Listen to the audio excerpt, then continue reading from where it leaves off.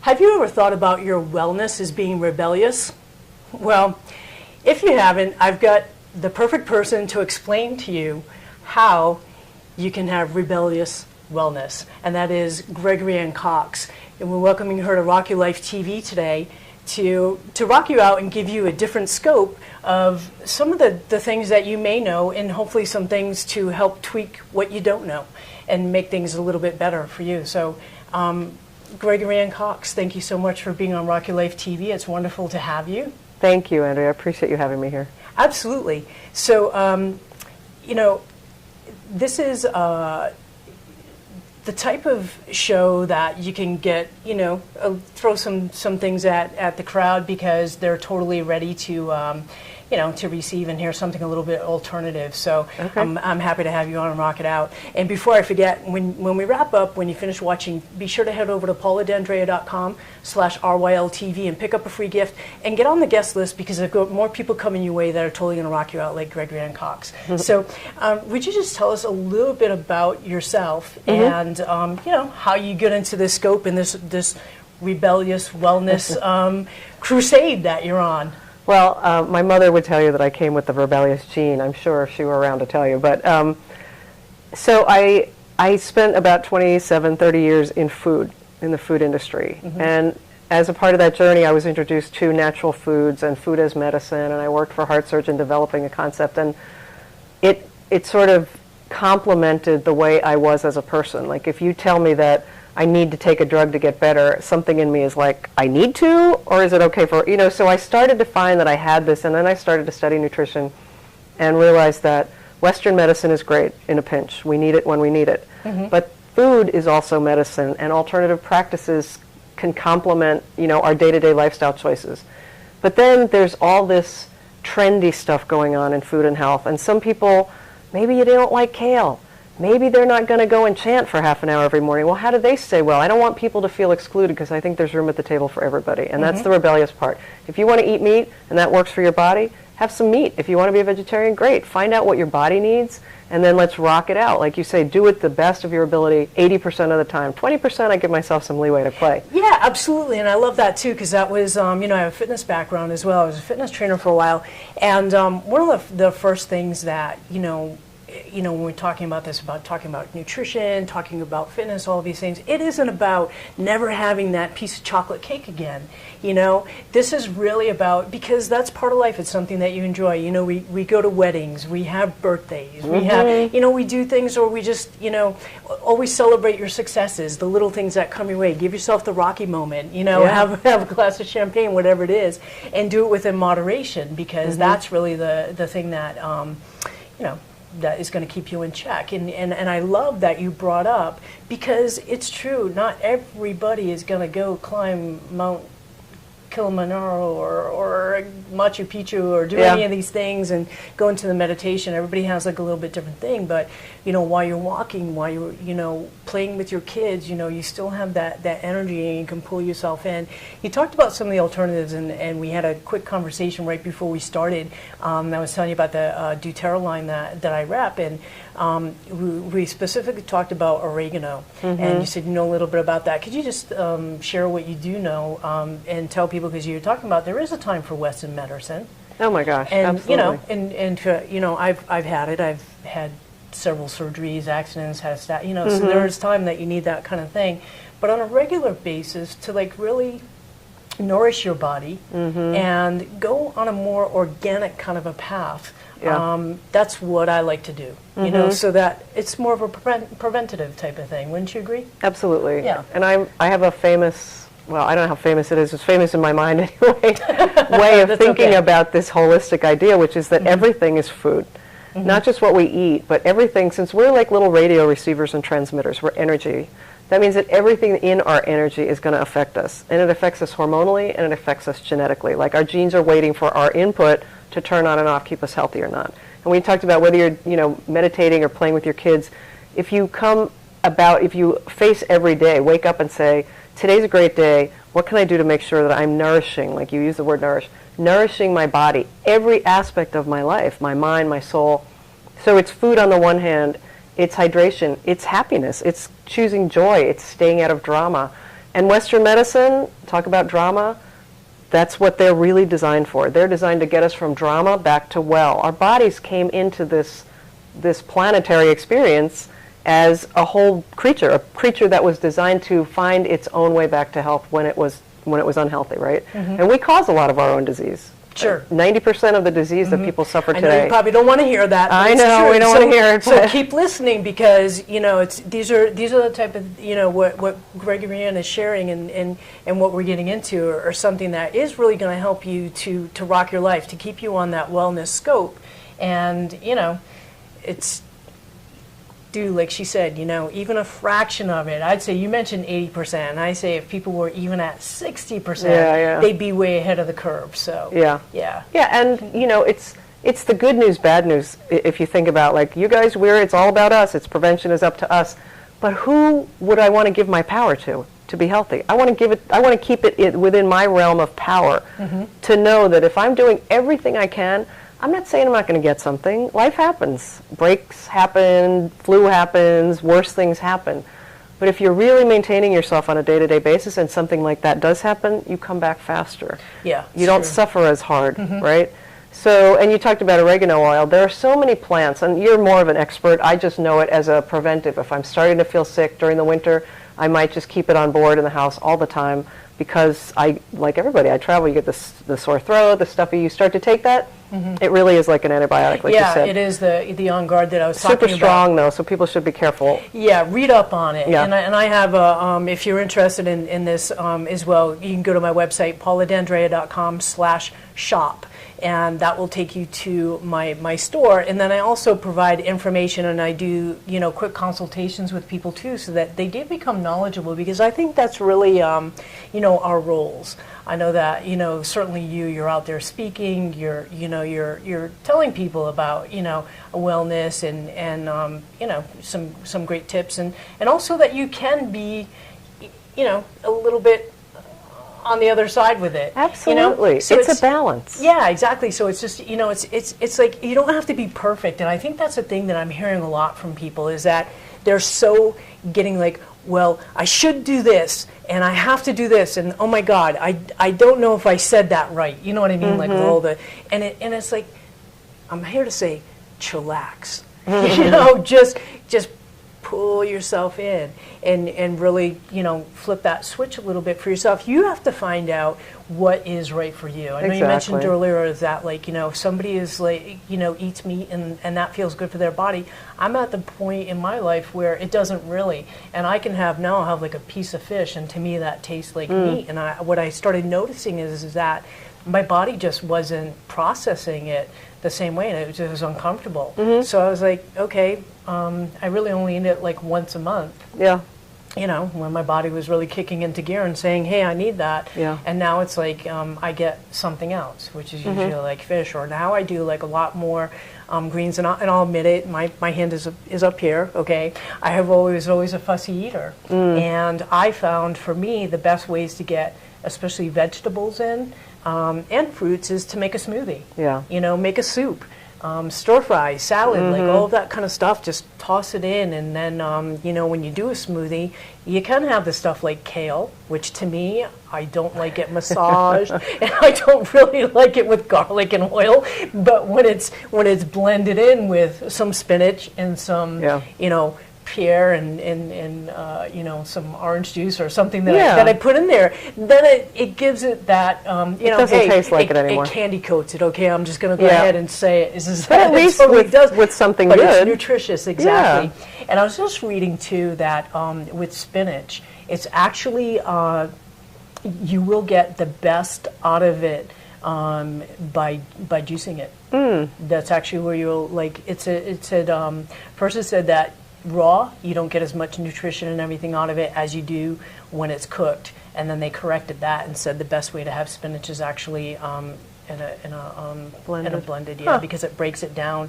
Because raw, I don't think that your body can absorb everything from it, and then when it gets blended up like that and chopped up, and it's able to go in. So, yeah. Learn something new every day. That's what this is all about. That's what Rock Your Life is to Greg. It's really about, just finding out, giving yourself, knowledge, and going, okay, that makes sense for me. That, forget it. I'm not doing it. So I'm sure that you come across that a lot with clients, right? I Who you do. work primarily with people who are just getting started, or people who just want a life switch, or what? I think it's all across the board. Mostly the people that I have attracted, well, actually, I used to target specifically midlife women. So I would say that, they're smart, they're busy, everything used to work and now it doesn't. Or Right. they still kind of feel okay, but maybe they don't sleep as well. Maybe they feel like they can't lose the weight they want. Maybe they feel like they're frustrated all the time, and that's the emotional component often has a physical component as well, Sure. right? Hormones or not eating well, not energized. So lately I've been working with women, sadly, that have either prediabetes or diabetes, and they don't want to go, either they don't want to go on meds or they want to get off their meds. Oh, And so, and that takes a little bit more work. Where I might be able to live at 80-20, somebody with a condition is going to want to go 90-10. Really just toe the line until they can get their body back to health. And then, still have some fun. I'm not saying never have that, like you said, the glass of champagne or the chocolate cake, but they have a little bit more work to, we all have more work to do as we age, let's face it. I always like to say, I hate to say, this is what happens at your age. I don't want anybody to ever take that from a doctor. Don't ever, if the doctor says that, you leave that office and get a new one, because that's not the answer, that this is what happens, right? But certain things do slow down and change. We need more help in certain, like digestion needs more help. So we do need to get more crunchy veggies and fiber. Then? Okay. We have to go to the plant kingdom, and we have to go to the whole foods. Like a whole egg, not the egg white that comes in the container that you buy off the grocery store shelf that all the junk, the gym rats used to love to buy. I'm guilty. I used to eat how many egg whites, but exactly. How about a whole egg from a pasture-raised hen that's been happy, right? All of these things that go into this factory farming. It's not just the chemicals they put in the meat, it's the stress. That animal has been living in a stress-filled environment for its entire life. It's in the flesh of the meat, and that causes inflammation. Our body gets stressed, it causes inflammation. That meat has already built-in inflammation, or chicken, or whatever it is that you're looking at. And can you tell us a little bit more about, because for me, we touched upon healthy aging. So for me, it is nutrition, it's mobility, and I do work with people on for tissue mobility. And then also it's inflammation. I mean, that is, a big one, because there's a lot of people out there who are getting, discovering that they have, diabetes, that they have, they come up with anything, any type of autoimmune illness that then becomes long-term. So it's like, okay, for me, and what my belief is, let's find the potential and let's find the possibility in what your situation is. So as Greg just said too, is that if you have something going on, you got to at first at least put yourself up in that, like, where you really tighten up a little bit. And trust me, when it comes down to a friend of mine, 50-something, a heart problem and stuff, he just had to have heart surgery. He changed everything on a dime and went the other route. And I think that's the thing is that don't get yourself in a position where you have to have the scare tactic. Yeah. Do something, make a smart choice. Do little bits in moderation. And if you find out you have something you have to work with, go ahead and get knowledgeable in it, really knowledgeable in it, and work it out. Yeah, absolutely. So. Because everything counts that we do towards health. Like you said earlier, some people think I have to do all this, I have to should this, and anything helps. But as we age, we got to do a little more. That's the bottom line. I wish it weren't so, but we got to do it. And you don't want, like that, like you said, your friend with a heart. No, because it starts like a tap on the shoulder. Yeah. Then we get like a little bit of a brick up the head, and then after that, you're in deep doo-doo. You're facing some serious diagnosis or some chemical barrage they're going to hit your body with to clean you out, and it's just not necessary. 90% of the lifestyle diseases today are caused by improper lifestyle choice.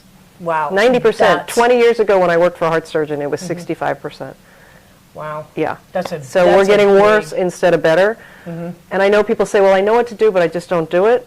Find yourself a coach or somebody that will help you. Stick to what you see. You said possibility. It's like my favorite word. when you see the possibility for your life, do you see yourself sick and decrepit at 75? No, I think you see yourself as a vibrant person still traveling and seeing your kids and having fun, right? Yeah, you see that possibility, you have to work towards it with your habits. And not even why wait until you're 75. Like, you want to be doing that now. Like, right, but I'm saying we see ourselves in the future as a whole person. We don't see a sick, I hope we don't imagine ourselves sick, because that's a bad thing. Imagining something bad is only going to take us there. There are some people on that track as well, but that's a whole different that's not your show. That's a whole different story. But there is a little bit of that. So you offered a couple of pieces there. One, I want you to just share, because I know you've written one book. Are you on your second book? I am on my second book. Okay, awesome. Would you share your website, how people can get in touch with you and your books that you have, and just a couple of maybe I know from the first one, maybe 2 or 3 really good tips from that book. Okay, so you can find me at rebelliouswellness.com. The first book is called Your Genes, Genes, do not determine the size of your genes, Geans. And it's a myth-busting book, and it talks about all the things that people, like a doctor saying, this is what happens at your age, and dismissing you.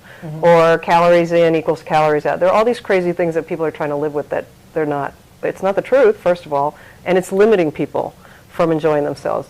And I guess the most important tips that I can give people is really to don't put off. Really, life is short. I know it's short even on the longest day. No matter how bad the days get, it's still, we have a short life, right? And as we get older, we start to see, wow, these are my results that I have today. I'm not so happy with these. Well, how did I get them? It's what I was doing back there. So if you do want to age well and you do want to have a life, we all want quality of life as well as long life, right? So find out what works for your body and do it. Eat good food. Stop eating crap. I mean, really, these food companies they pay billions of dollars to have scientists create foods that are addictive to us, that are not healthy for us. And, I hate to be the party pooper, but how many cheese doodles do we need in one lifetime? Or how many M&Ms, right? I've probably eaten more cheese doodles than I care to think about, but not in many years. And it's going to happen. Of course it's the once in a while. So leave that to the 20% and at least start getting yourself up to, kind of see that. Do you have that assessment on your website or anything like that? I don't have an 80-20 assessment. It might be a good idea. It would be a good one. I think we should maybe collaborate on something too, where you could get people to figure out, okay, well, I'm doing the cheese doodles. I'm doing a beer. Go the worst day. Kind of put people 10%, 20%, 30 up to the 80-90 range, and just kind of see where people fall, because I think it's an eye opener. It's kind of like when you do that thing where you go, here's what 100 calories looks like. Yeah. You probably have that down. What does 100 calories look like? What are maybe some food combinations that? Okay, I'm going to do I'm going to pull a Rebellious on you. Cool. Awesome. I tell people not to count calories. Awesome.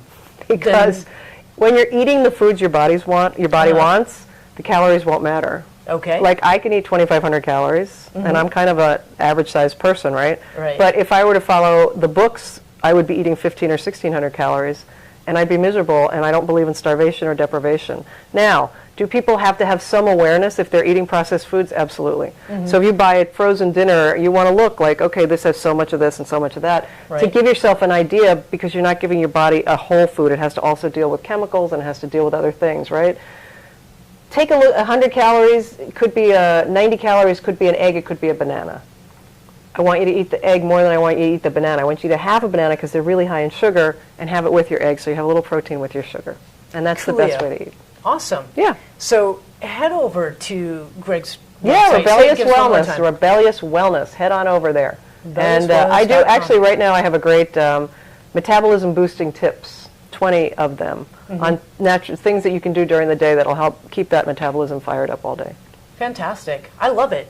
I love it. Thank you so much for putting that spin on the calories too, because that's it's just my personal I thing. think it's personal. And my point is, people just don't know.